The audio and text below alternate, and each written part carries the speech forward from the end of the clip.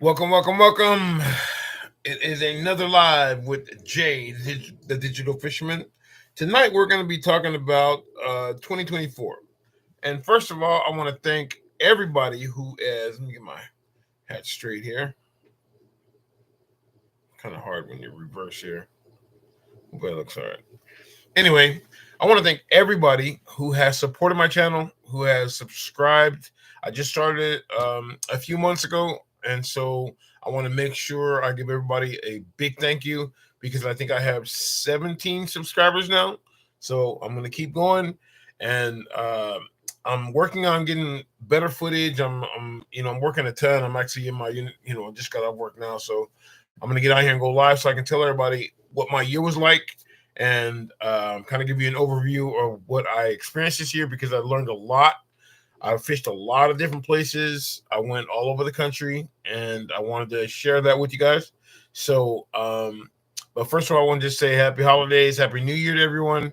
Hopefully, everybody had an amazing holiday season with their family, and thank you because I was trying to do this channel for a long time and just work gets in the way. I work 12-hour days and it's not easy. It's really not easy.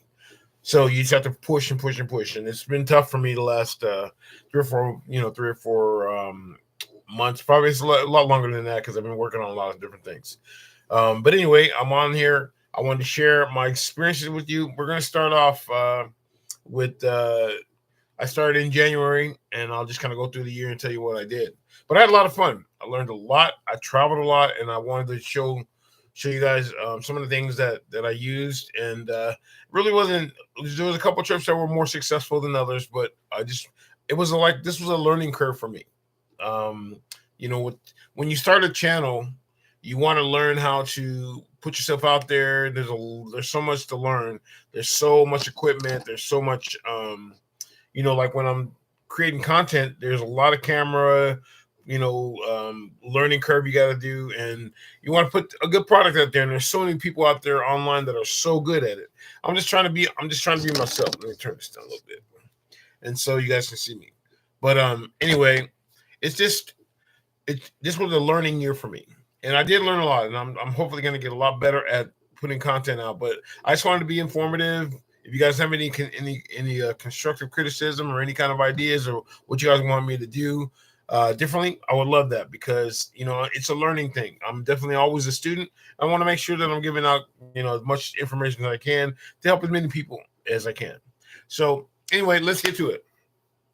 So the year started off in January, right? I traveled to Savannah, Georgia, and the reason why I went there is because my buddy was out there and he said, "Hey man, we're catching sheep's head." Now, sheep's head are a saltwater fish. They call them convicts, and the great thing about them is they really taste. They only eat shellfish, barnacles, shrimp, crab, and so the meat is really, really good. And they're one of the best tasting fish I've ever had, and they're one of my favorite saltwater fish to eat. And I've traveled to Florida a few times to catch them, and because of that reason. But anyway, this is where I went because normally the size for sheep's head they can get really big in some areas, but average 2-3 pounds 4 pounds that's a pretty decent size sheep's head, enough to where you can fillet them and get some good fillets off of them. But so I flew all the way out there. I was supposed to stay with a buddy of mine, and I just never did. Just he flaked is what happened. I was supposed to stay with him. We planned it out. He said, "Yeah, come on out, man. I'll stay at my place, and I got a couple other guys that are gonna show up, and we'll all just kind of go out. I'm gonna show you where to go, and blah blah blah." I'm like, "Okay, cool." So I booked the flight I don't know, 5 months, about 4 or 5 months in advance, because I know I haven't seen him in a long time. He's from California, but he moved to Savannah. He said, "Come on out, and then I'll show you." I'm like, "Okay, cool." And so what happened was when I went out there, it didn't really turn out the way I thought it was going to be. And so when I flew out there, and he was supposed to come pick me up from the airport, and there was an issue with that. And so um, his buddies were supposed to show up, and two of them were supposed to show up. One of them did, the other one didn't. And there was then I made my way to his house, and it was let's just say I couldn't stay there. There was not enough room. There was just it was bad. It wasn't where I wanted to be. So it was more comfortable for me to go ahead and rent a hotel room so I can have my own place. Because I had a lot of stuff, I had my fishing equipment and everything with me, and I was going to be there a week. So I was already upset that he didn't, fulfill his part of the bargain. He didn't do what he said he was going to do, and I just don't like that. I don't like it. If you guys know anybody out there that just doesn't say they're going to do something and they never do it, it's a big problem for me, and I don't like it at all. So he made me, made me really upset. I got my own place, and I said, I'm just going to go out here. I'm going to go fishing. I don't know what he's going to do, but the problem was he had a car, and we were supposed to use his car to go, and he's supposed to take me around Savannah and show me where to go and all that. And he didn't do that. So what happened was I had to Uber everywhere and Lyft everywhere. And there was another little system they had where you guys pick you up and drop you off, whatever. And I was able to go to different places, limited to go to walk down. And I got the chance to visit some places, and I got to see Savannah pretty good. And I got to go fishing out there. But the whole thing with him was just a disappointment to put it there. I haven't talked to him, to be honest with you, since. But anyway, I went fishing.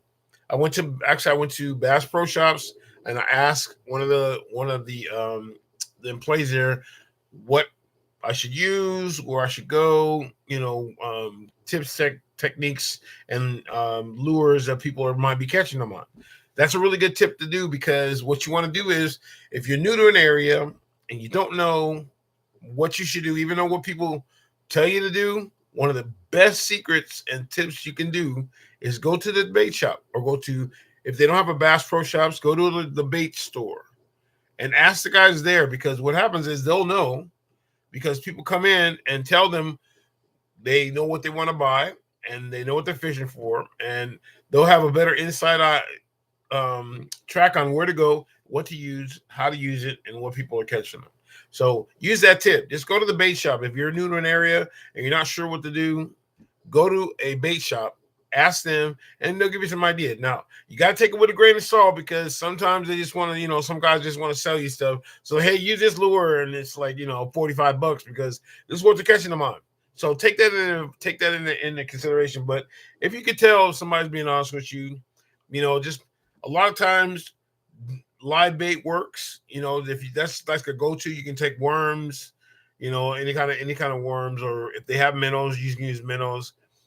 Those two will be pretty universal. But if you want this, a lure that people are catching them on, or just a little more insight, just go to a bait shop and ask those guys. So I did that, and they bought, what they used some of, they sold me a couple of crab lures, which are imitations, which sheep's head love crab. So I was like, okay, cool. I bought a couple of those, and then I Ubered out to the ocean. I made a couple of videos for that too.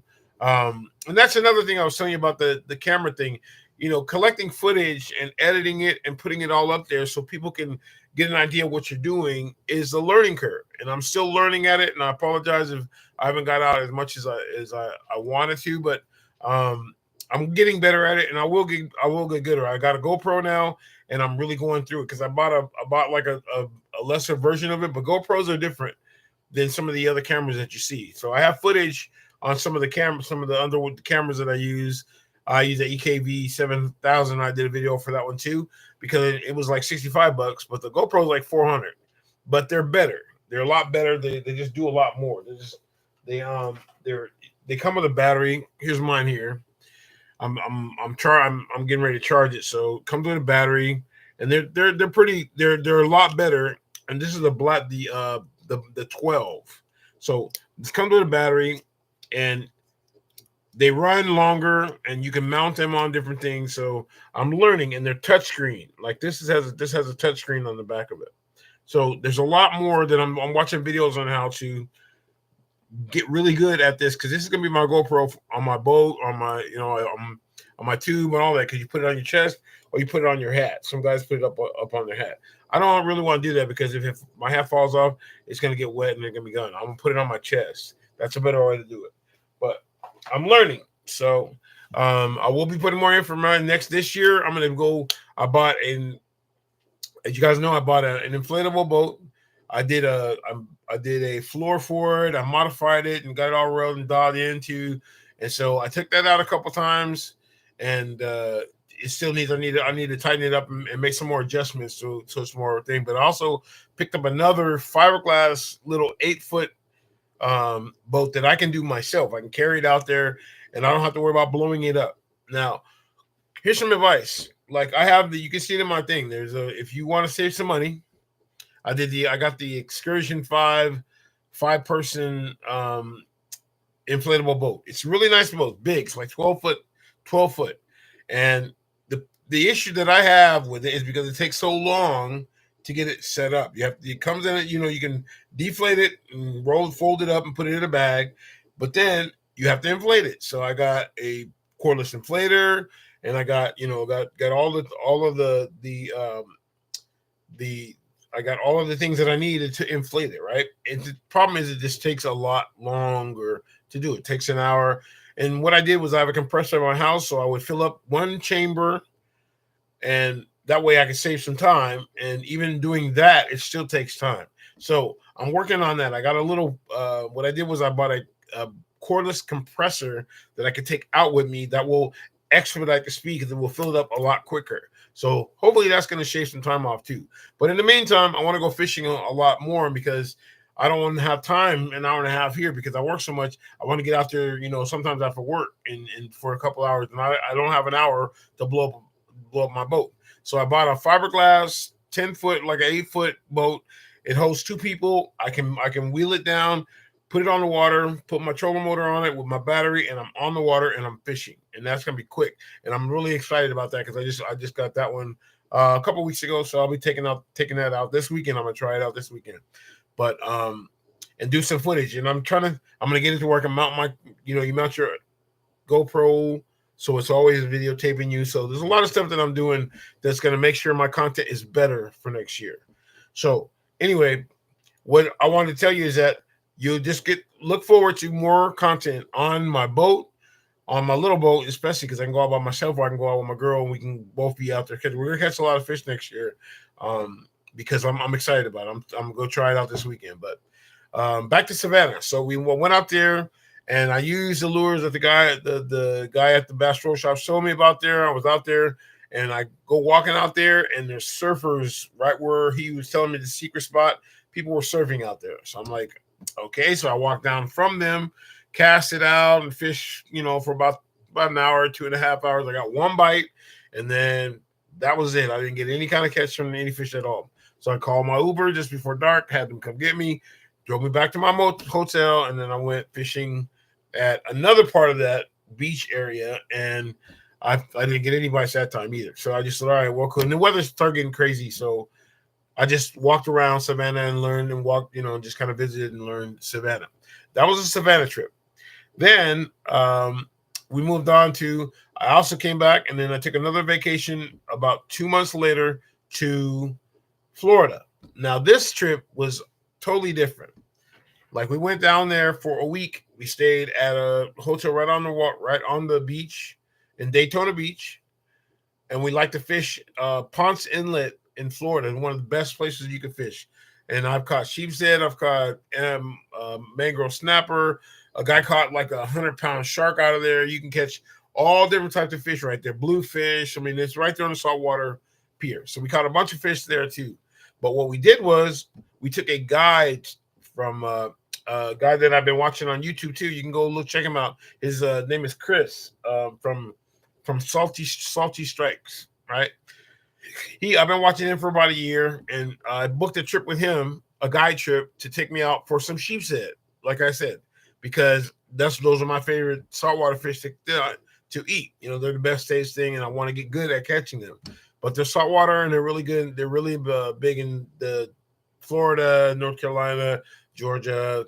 You can catch them in the Gulf of Mexico, things like that. So that story it's a really good story because we go out and we meet him in the morning right there going out of Ponce Inlet, and he knows that area. He lives down there, and he's been pretty good. I watch him. He has really good success. So And he's a good dude, really good dude. Chris is a really good dude. Shout out to Chris. But he took us out, and I told him what we wanted, and he goes, "Well, I don't know." He was really nervous because there's a good time to go for him, and there's a better time to go for him. He goes, "You guys got kind of in the middle because there's spawn in like December, January, and then there's a post spawn, and then then they go back to feeding throughout the year, and you kind of caught the middle of it." So he wasn't optimistic at all. And so we're like, okay, well, we're here now. Someone told me earlier in the year you have to catch them, so that's why I booked it at this time. And it was in February is when we went. And so we get out on the boat first thing in the morning, meet him in the morning, and go out. And then the first place we go to, he goes out and he goes, we were using fiddler crabs, and we were using we using just shrimp. Actually, no, we were just using shrimp. That's right.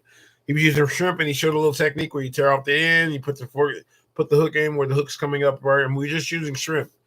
First place we went to, couple little bites, nothing.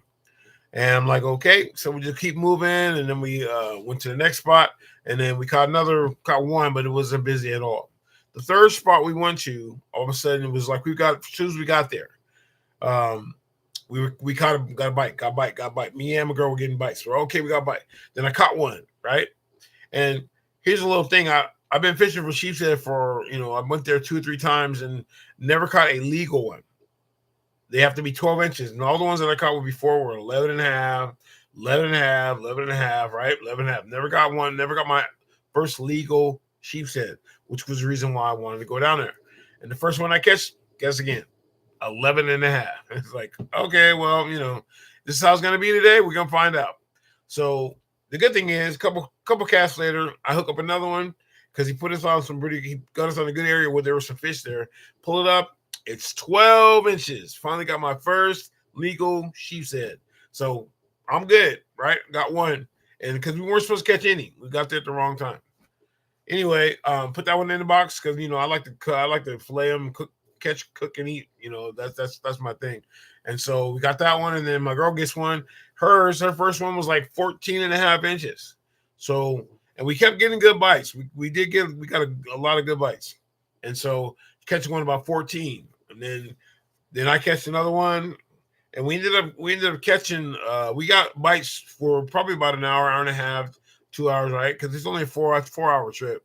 And so we did really well. We did a lot better than he thought we were going to do. We're actually on YouTube now. So if you guys want to go on YouTube and check it out, it's on Salty Strikes. And it's Chris is the guy, is our guide, and so he took us and put us on shrimp. I'm on sheepshead, and we ended up catching 17 that day. We caught 8 keepers, so it was cool. We took eight fish home, and we stay where we can cook them, right? And so he also cast it out while we were fishing, and he caught a little whiting, which we caught that too. We kept that too. So we had fish for the week, right? Because you're only there for a week, and I like to catch fish every day and eat fish, every day we're there. So we had an awesome day. We're on, like I said, we're on YouTube right now. So if you guys want to go check out Salty Strikes, you can. And so that was an awesome trip. Now, that was Florida, right? And so after we left there off to Florida, I packed up all my fishing stuff, and we had also booked a cruise the week after that. So we flew down, we picked up her daughter and her husband, and we drove down to Miami, and we jumped on a ship right after going on vacation for a week in Florida. We drive all the way down, we pick up the kids, drive all the way down to Miami, and get on a big Carnival cruise ship, which I've never taken a cruise before. So it was my first cruise ship. It was awesome. It was a fun trip. There's lots of stuff to do. And what I hear people tell me is like, you can eat all day. There's all kinds of food everywhere. Because there are restaurants you can eat, with no charge and all that. But there are restaurants that you have to pay, out of your credit card that you have to put on the boat before you even get on the boat. Right. So that was cool. I mean, so we went there, and where we went to 3 different islands. We went to Puerto Rico. We went to the Dominican Republic, then we went to St. Thomas. And first we went to Dominican Republic first, then we went to Puerto Rico, then we went to St. Thomas. And it was good, there's a lot to do on a boat. There's a lot to do on the ship. Okay. There's always something going on that keeps you busy. And that was good and that was fine. If you want to go there to relax, you can stay in your room if you want to, or you can just lay out on the pool or do whatever you want to. And so just to relax, because there are different pool areas. And it was fun. We got on the boat. It was fun. They welcomed everybody. It was different. It was cool. They had a roller coaster on this one. So I was taking it all in and videotaping as much as I could too. You know what I mean? So I got to have fun on the boat. Did some miniature golf, which was cool. Super windy outside, plus you're on the water. So miniature golf, can imagine how that was. Played ping pong. I played basketball. They had a basketball court up there. And so it was fun. It was a good time. For me personally, if I'm going to spend that much time on the boat, and it turned out to be really, really kind of pricey, because we were pretty good. The drinks were like $15-20 a piece, a drink, and they didn't ask you for a tip after that, but they're also forcing you at the end of the trip to put they take a gratuity out of your total. For everybody has to pay a tip, no matter what or who they are or whatever in the room. Everybody has to pay a tip. So I wasn't too happy about that, but it's just a lot of money to take a cruise to try and have fun. And for me, I was like, yeah, it was cool, but if I'm gonna spend that kind of money, I'm gonna take a fishing trip, fly to Canada, get on a guide trip, catch some fish so I can ship them back, and then I'll have fish when I get back. Or go to Alaska, do the same thing. Because for the same amount of money, I could have went to three different trips, fishing trips. So that's my thing. Cruises are right. They were fun. It's an experience. Like I said, I took a cruise, and I know how to navigate through a boat that's fun, but it's just not for me. I'm not a cruise guy. I just don't want to go on a boat, because every time we're on the water, guess what? I want to go fishing. I want to throw my rod out and see if I can. Every time we stop somewhere, I want to go fish somewhere. But you can't take the fish on the boat. You can't. All that stuff goes on. And fishermen like me, I'm like, it's kind of like I'm handcuffed on the boat because I can't fish. Now I do have to say, we did get a chance to go do snorkeling, which I love to snorkel. I love the water. So when we first went to the Dominican Republic, the weather was crazy. So we never got a chance to go snorkeling there, but we did go take a taxi and drove around town and got to do some eat some authentic food. And we stopped at this great restaurant. Everything was great. Everything was good. Everything was good. Went to this one area where it's the pink city. I guess everything, the bricks are pink. Everything's pink. Bought a little bottle of rum. Everything was good. So I got to experience the Dominican Republic without going to the beach. And then after that, we got back on the boat. Another day, we were at Puerto Rico. Now, Puerto Rico is beautiful.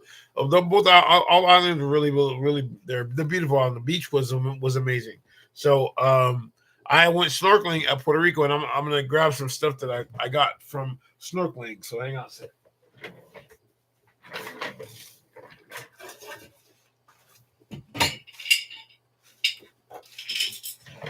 Okay, so what I do, I went snorkeling, and I like to collect, some of the shells, seashells, and I'm gonna make a design. I'll put some colored sand, and I'm gonna dress this up. But all these are from from Puerto Rico. So I'm gonna show you what I found. So these are some of the things that I got at Puerto Rico. I don't know if you can see that. Yeah, the light, I don't know if you can see that, but these are some cool little rocks that I got, and I found one. I got one shell. I don't know if you can see it in there. I'm gonna show you. This was the only one in Puerto Rico. I found this shell here, the she shell here. I dove down to about 25 feet to get this. It's the only one I could find, because a lot of tourists go down there and they collect them, but this is from Puerto Rico. So I got these little containers, and I'm gonna dress them up, and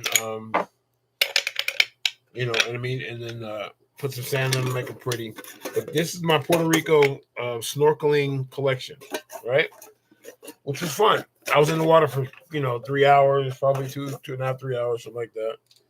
And then The next island was St. Thomas. Now, St. Thomas was cool. It took a long, we took a bus to get to the boat. The beach wasn't right there. Now, my idea when you go on a cruise, I'm thinking you're supposed to pull up, get off the boat, and you're right there at the beach, and then you go do your thing. But it's never like that. When you're taking a cruise, you got to take a bus or take a shuttle to the beach. And there's a charge, they charge you $14, $15, $20, whatever is a person one way to get to the beach, and $20 it cost me, $80 to get back and forth with all four of us to on St. Thomas, right? So it was cool, but the water was great, crystal blue. It was like it was clear. There was a lot of people. They took us to one little beach. I'm not really sure it was, but I got some. The coral was different there. There were these types of coral here. These are long. I don't know if you see them, but they're kind of long. And they have a hole. They have a hole in the top of them. I don't know if you can see that. I'm sorry, guys can't see that, but there's a hole in the front. I don't know if you see that. Yeah, there's a hole in the front of them, and they're long and they're tubular. So I thought that was kind of cool. And they're white. See how white that is? They're all white. They're like the white. You can see them in the bottom. So I got a bunch. I got a bunch of those. I didn't get as many, but because we weren't there as long. But I got a lot of the long ones. So you can see. This is what you get from St. Thomas. They're long and they're skinny like that. I couldn't find any conch. I was looking for a conch shell, and I couldn't find any of those. So, but I collected just rocks that I like. That's cool. You know what I mean? I'm collecting them so I can get little souvenirs, and I got these little jars for them. So I'm gonna label them. I'll make them like pretty. Put some shells and stuff. I'm just gonna dress them up. But that's the fun that I had on the cruise. I got the snorkel in Puerto Rico, and I got a snorkel in St. Thomas. The food was pretty good too, because on the beach they always come down, and they ordered a bunch of Jamaican stuff there, and it was all pretty good. Curry chicken, curry goat. There was plantains. There was plantains. So we had fun. We had a good time, and then got back on the boat, and then took the ride all the way back to Miami, which was cool. So that went the cruise, right? And it was cool. I mean, I got a chance to go take a cruise. I tried a lot of different things, a lot of different food items. There was a Guy Fieri had 2 or 3 restaurants on there, so we tried his burger. Some of it was okay, some of it was subpar. You know what I mean? But it was a good experience. It's just not for me, because if I have that kind of money to spend, I'm gonna spend it on a fishing trip where I can fly in, get on a guide, go catch some 200-pound halibut and salmon, and and all that good stuff, and then fly the meat back to me so I can fill my deep freezer, and then I'll have fish the rest of the year. That's my idea of a great trip. So, but anyway, it was cool. I got a chance to go take my first cruise. Now, after that, we went to we took a trip. I had my boat. We drove down. We rented a car, a Jeep. Actually, it was a Jeep Gladiator. I don't know if you guys ever heard of that. It's a Jeep Gladiator, and rented that up, loaded my boat, loaded all the fishing stuff, and we drove to Payson, Arizona. We drove to LA, and then we went down through Arizona, and then we drove all the way up to Payson. It was like a 15-hour drive. Like me and my girl split it up, and we got all the way out there, and we went to a timeshare in Payson. And so that was cool. The Jeep was great. We got a chance to go fishing. We went there to go fishing. We went to 3 little bodies of water, and it was fun. I got to try out my boat, which I was excited about that. It worked out fine, and we did catch fish. We went fishing in a little local pond in Green Valley Reservoir, I think is what it's called, in Payson. Caught a bunch of bluegill. Got to bring those home, cook those up, and eat them. Excuse me. And then we went to another lake, and there was guys catching a bunch of trout. We weren't fishing. We were just checking it out right by our timeshare, and they were catching trout, like tons of trout right off the shore, right before dark. We didn't get a chance to go back there and fish that, but we were out there watching those guys do it. And so, we did go fishing, but we didn't catch anything. They did. We didn't have any bait. No, we caught 2 trout. Yeah, caught 2 trout, 2 little trout. And then we went to Lower Lake Mary, in Payson, which is it was great because we drove all the way up there. Took about half hour, 45 minutes, and they have walleye, they have pike, they have yellow perch up there. So that's what I was excited about that. And so we drove all the way up there and took the boat out again, and it worked out fine, worked out good. And my girl caught two big old pike, right? I didn't catch anything. I was a guide. I got to drive around and watch her catch fish, which was cool. It was good. But I'm fishing. I don't care. They call it fishing. They don't call it catching. They call it fishing. And so if I'm on the water, I'm happy. If I catch fish, I'm good, right? Because I'm not new to the water. Obviously, I wanted to catch something, but I was trying to make sure we had the boat right, and I was just getting everything ready and getting everything dialed in so we could have a good time. And I had fun. It was great. It was a good time. So we caught fish in all three different places we went fishing, and then we drove all the way back. And this trip was amazing too, because on the way back we stopped in Arizona and we got to go see Earth, Wind, and Fire, which was amazing. I mean, they were playing with Chicago, so we got to see both of those groups on the way back to LA. And then after that concert, we went to the biggest, as many artists as you could think of concert in LA, right? This one, it had 50 different. It's called the Fool in Love concert. If you guys look that up, Fool in Love concert in LA. Now this thing had everybody I grew up with, everybody from the Emotions. It had the Isley Brothers. It had the Whispers, Lionel Richie, Diana Ross, Smokey Robinson, Al Green, Confunction, Tower of Power. I mean, the list, the Sister Sledge, Gladys Knight and the Pips, Chaka Khan. I mean, this was the reason why we took the trip, and we added it on because we wanted to go fishing, and then we came back and we went to this amazing concert. There was 50 different places because different artists there, and I videotaped it. I put some videos on my TikTok too if you guys want to check that out too. But it was an amazing concert. It was an all-day concert. Never been, you got there 11 o'clock in the morning, didn't leave till 11 o'clock at night, and we got to see everybody. Diana Ross and Lionel Richie closed it out at the end, but there was so many. George Clinton was there. I mean, it was like I said, the OJs were there. The Jackson 5 were there. Now that was the last time I got Tito. For me, Tito, we saw Tito before he passed. Tito was on base there, and Marlon was there, and Randy was there, and so they did a tribute. They were actually really, really, really good, but that was the last time, good time we seen him because Tito passed after we got back, right? And so the Jackson 5 was there. There were so many different groups there. It was amazing concert, but it was a long, all day concert. It worked out great, but I wanted to, that's what we went to. It's called the Fool in Love concert. They had food. They had so many different venues. It was kind of crazy at one point where everybody was trying to go see Smokey Robinson and Al Green because he pulled a big crowd, and people started getting rude and just were out of pocket. I don't like big crowds like that because people are just not, they're just not cordial. They just, people are all about themselves. So I didn't like that aspect about it at all. But I did get a chance to see a lot of people that I wanted to see. We had a good time. So after that, we came back, and there's another lake on the way back. It's actually 4 hours from Sacramento, but since we were coming back anyway, we came back to the hotel, spent the night, got up, and then drove 3 hours to a lake. It's called Lake Nacimiento. It's about an hour outside of LA, hour and a half outside of LA, but it's 4 hours from Sacramento, and they have white bass in that lake, right?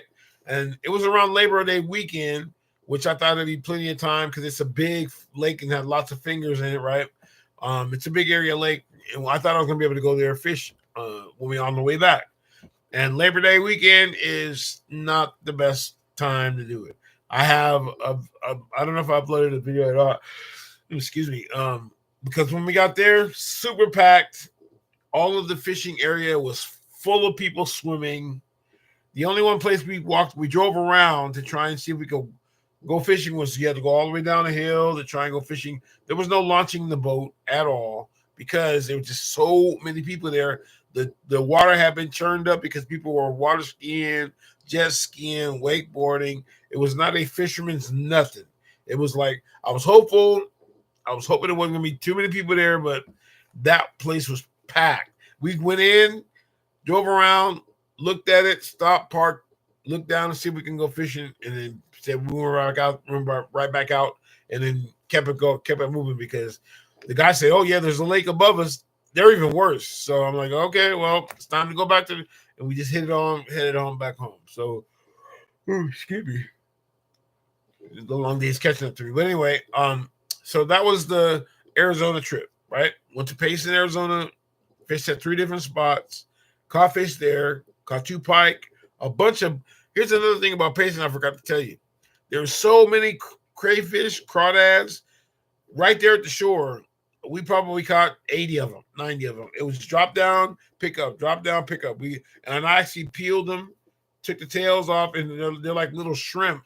So we had shrimp, like little crawdad tails with rice and the pike for dinner that night too. Because there's so many crawdads there, right? That lake has a lot of crawdads in it. So that was another little caveat that they had from Payson. But so we went there, fished 3 different places, caught fish there, and then went to see Earth, Wind, and Fire. And then we went to LA to the Fool in Love concert, saw the 50 bands, came up, tried to go fishing at Lake Nacimiento. Didn't really work out, so we came all the way back to the house and it was cool. So that was our week and a half trip to Payson, Arizona, which is cool. I got a chance to take my boat out, figured out what I needed to do before I modified it. Now it's a lot better because I have seats in it and it's so much comfortable. It's just that it takes so long to fill it up, right? You guys might have seen some of the videos where I was getting it ready when we're on that one little body of water. You might have seen some videos for that too. And I don't know if I'm the YouTube channel that I have is just for fishing.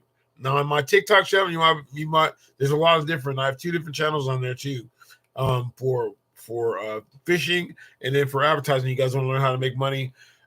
Using your phone, the internet, and the computer, I can show you how to make money. So you can go travel and go fishing wherever you want to. That's where it started, right? And that's on my TikTok channel. So that was our Arizona trip. Now after that, we went to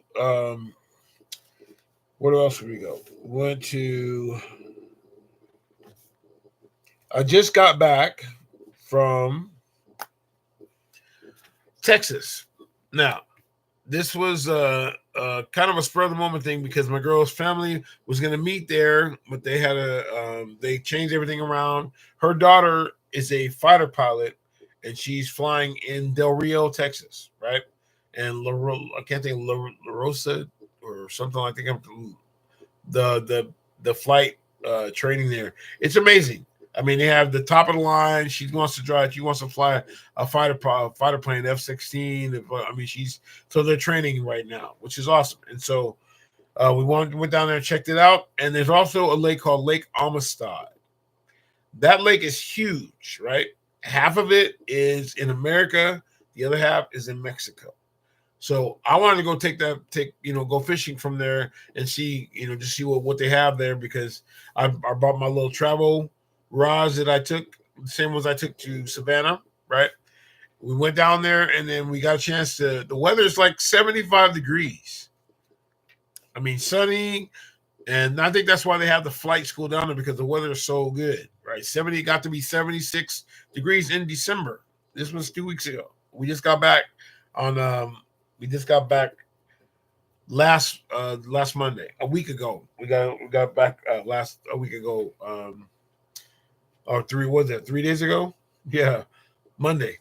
We got back New Year's Eve. We got back, and so, but yeah, I got a chance to go fishing on Lake Amistad. I tried to look. I think I have footage on my GoPro. I'm gonna look for that up. I'll be uploading that if I can find it and get that up for you. But just from the shore, and I threw everything at these guys. I mean, I threw some stuff. I got the top water. I threw worms. I tried to fish around the docks for crappie with little crappie jigs and little curly tails. And I mean, I use Cincos, I use, jigs off the bottom. I tried minnow imitations. I threw everything at these fish, everything. I tried everything. I fished for about, I don't know, 2 hours, 3 hours, and no bites at all. I got no kind of bite. And the wind was crazy. It was so windy, right?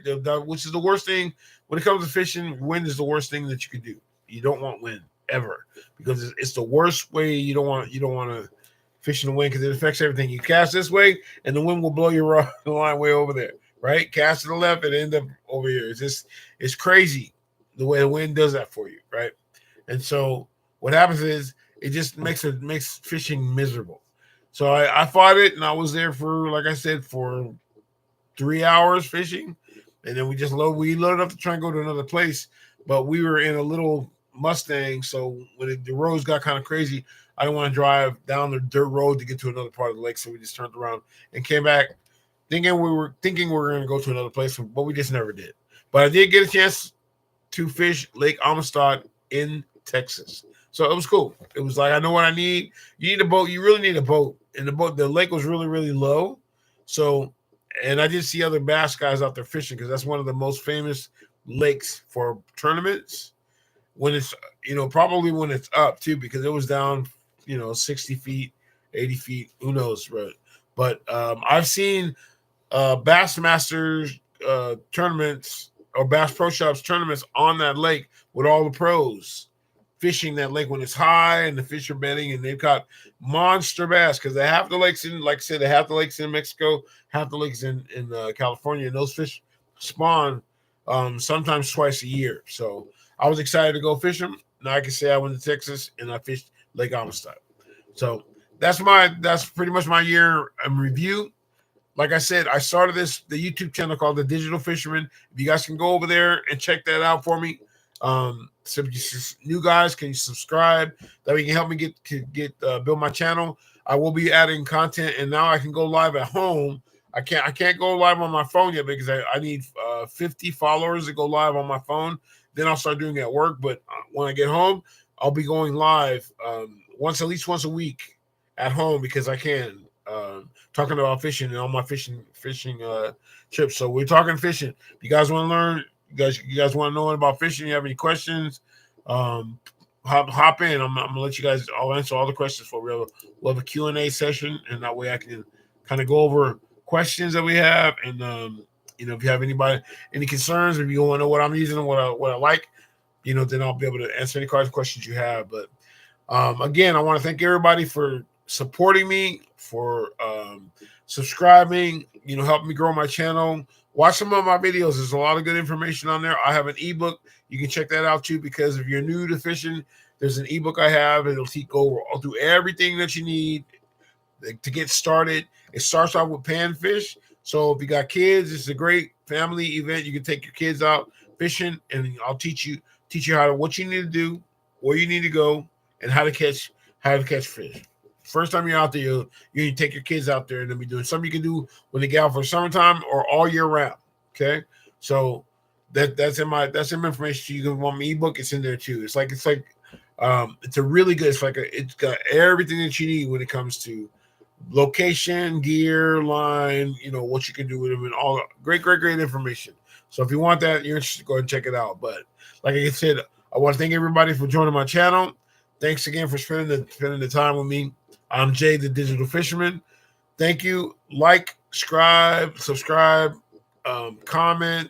If you have any questions, let me know where you like to go fishing, what you like to go fishing for. That would be great. Where you're located at. If you see my channel, comment, let me know. I would love that. I love feedback. So I appreciate that. You guys have a happy new year.